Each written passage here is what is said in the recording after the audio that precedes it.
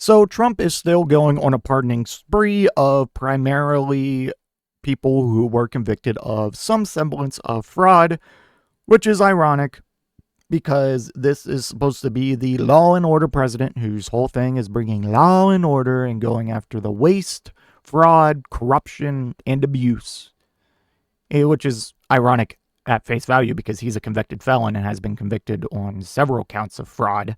And he's even been convicted as like basically, I'll say sexual abuser. I forget what the exact legal term was. So it's just a little ironic. But anyways, we have a bunch of pardons to go over today. Well, I guess 2 pardons and a commutation. Let's start with this one. Politico, Trump pardons former New York Congress member and Connecticut Governor. President Donald Trump issues pardons Wednesday to a former New York congressman and a 3-term Connecticut governor, part of a recent clemency spree that also included reality TV stars and a Virginia sheriff. Trump used his presidential discretion to grant clemency to former New York Rep. Michael Grimm, who pleaded guilty to tax evasion, and former Connecticut Governor John Rowland, a once rising star in Republican politics, brought down in a corruption scandal.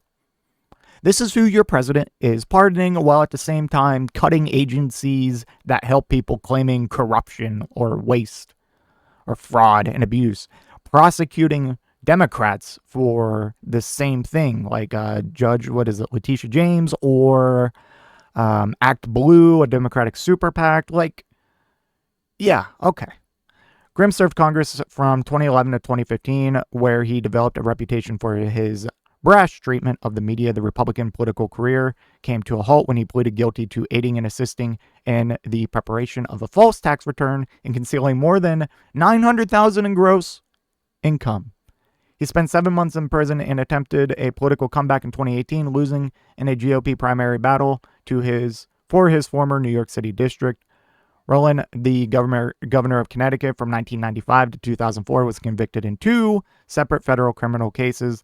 The first spurred his resignation from the governor's mansion. In the second, he was sentenced to a 30-month prison term in 2015 for his illegal involvement in 2 congressional campaigns. The pardons coincide with the installation of Ed Martin as the Justice Department's new pardon attorney. Trump had nominated him to be the U.S. Attorney for the District of Columbia, but pulled the nomination in the face of Senate opposition to his confirmation. Rapper Kentrell Golden, who goes by the moniker of NBA Youngboy, announced on social media that he was also pardoned by Trump on Wednesday. "I want to thank President Trump for granting me a pardon and giving me the opportunity to keep building as a man, as a father, and as an artist," Golden wrote. The rapper was sentenced to 23 months in prison on gun-related charges. I don't know enough about that. That might be just a fine pardon. I'm not going to criticize that one because I don't know enough about it. The White House did not immediately respond to requests for comment. The White House on Tuesday announced Trump was planning to pardon Todd and Julia Chrisley. We already covered that. So next thing, this one's crazy. This one's absolutely insane. Trump says he's considering pardoning defendants in Gretchen Whitmer kidnapping plot. What the fuck? President Trump said Wednesday he will take a look at pardoning a group of men charged with planning to kidnap Michigan Governor Gretchen Whitmer in 2020, calling the case, which has resulted in 2 convictions and 2 guilty pleas, a railroad job. "I will take a look at it. It's been brought to my attention," Mr. Trump said at a swearing-in ceremony for U.S. Attorney in D.C., Jeanine Pirro. "I did watch the trial. It looked to me like somewhat of a railroad job. I'll be honest with you," Mr. Trump said. "It looked to me like some people said some stupid things." The Justice Department's new pardon attorney, Ed Martin, said last week he will take a hard look at the Whitmer kidnapping case. During Mr. Trump's first term in 2020, federal prosecutors charged 6 people with conspiring to kidnap Whitmer, a Democrat who was facing backlash at the time for the state's COVID-19 policies. The indictment described the men, some of whom were linked to a militia group, allegedly conducting surveillance of Whitmer's vacation home and hatching a kidnapping plot that involved blowing up a nearby bridge. Whitmer was not harmed. 2 of the 6 defendants, Barry Croft and Adam Fox, were found guilty at trial and sentenced to over a decade in prison after a hung jury at an initial trial. 2 others pleaded guilty and were also sentenced to prison terms, and 2 were acquitted at trial. Defense attorneys argued that men weren't serious about the plot, casting them as wannabes who enjoyed playing army and ranting about the government but were not going to act on their rhetoric. They also argued the men were entrapped by undercover FBI agents and confidential informants. A federal appeals court reviewed Croft and Fox's claims and that the judge prevented them from mounting an effective entrapment defense but upheld their convictions last month. This is similar to all the other cases we've read. To some extent, they are claiming that the judge was being unfair, or, I'm tired of this shit, man. It's the same story every goddamn time. Every time. Several other people were convicted in state court. Links to the plot against Whitmer, often raising similar entrapment defenses. Mr. Trump is not able to pardon people on state charges. Mr. Trump clashed with Whitmer in 2020, tweeting, "Liberate Michigan," amid protests in the state for Whitmer's policies to restrict the spread of COVID-19 after the federal kidnapping arrest. Mr. Trump lashed out at Whitmer for not thanking him. Did you even say thank you? Oh my God, dude.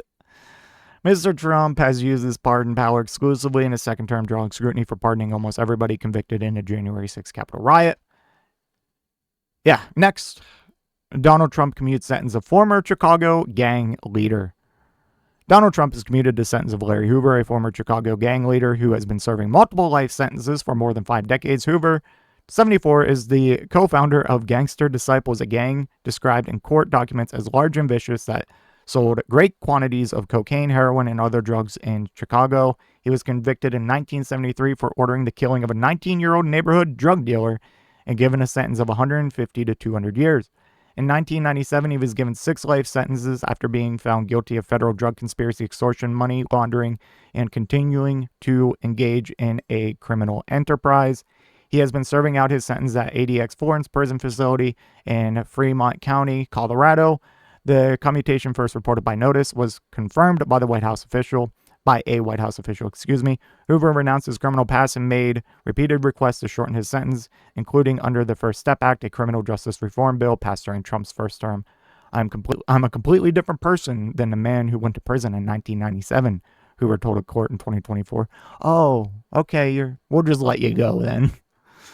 Oh, geez. At a court hearing last year, Hoover's lawyer said he had virtually no contact with the outside world for more than 2 decades and spent 23 hours a day in a concrete cell, no longer than a parking space. Hoover was a subject of a 2021 Free Harry Hoover benefit concert organized by rappers Kanye West and Drake. Yes, a outstanding and great judge of character. Same with Drake. Jesus, man. And I would be remiss if I didn't always cover in these type of videos with Trump's pardons so far to just show you that this guy is not going after waste, fraud, and corruption. He is politically weaponizing the government against people he doesn't like, and he's using the government to free people that he does like. So, of course, we had the mass pardons for January 6th. We could stop there because if you're about law and order, why would you pardon 1,500 people who literally stormed the Capitol building trying to overturn the election? Celebrity and high-profile pardons, Todd and Julie Chrisley, we covered that. They did over, $30 million in tax evasion. NBA youngboy Kendrill Golden, the rapper convicted on federal gun charges, was pardoned. Ross Ulbricht, he was the founder of the Silk Road. Rod Blagojevich was a former Illinois governor who previously got convicted on corruption charges in trying to sell Barack Obama's Senate seat.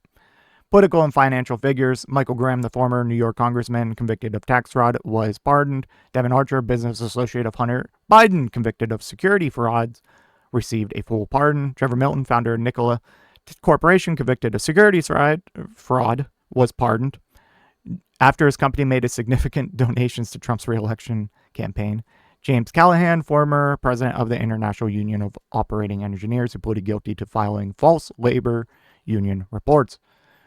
And of course, you have the anti-abortion activists, and then you have the commutations. We had Michael Harris, was the co-founder of Death Row Records, convicted of drug trafficking, kidnapping, and Larry Hoover that we just covered. I do want to mention that I forgot to mention because I don't want to spread false information like Republicans do. This does not mean he is being freed on the state. He's not being freed and released from jail. He's just being basically relieved of all federal charges. He will still remain incarcerated under state charges. So I forgot to mention that. Michelle Fiore, former Las Vegas City Council member and Nevada gubernatorial candidate, convicted of misusing $70,000 in donations intended for a police memorial, was pardoned. Scott Jenkins, former Virginia sheriff, we covered this, convicted of federal fraud and bribery. He received clemency. Paul Wazak, former nursing home executive, convicted of tax fraud, was pardoned. So yeah, this isn't your law and order president. This isn't your president going after waste, fraud, and abuse. This is a convicted felon who has a long track record of corruption and abuse, pardoning people who are fraudsters. Insane. You can't write a better book or a better story about just how just insane the times we're living in, and the people are still going to come out and defend this shit. Anyways, let me know what you think in the comment section down below, and I will see you in the next one. If you made it to this point in the video, I just want to give a special thank you. If you enjoyed it, please hit that like button down below, and if you really enjoyed it, maybe consider hitting that subscribe button while you're down there. I want to hear your thoughts in the comment section. I will try to reply to any and all comments that I can. Until next time, watch that video on screen.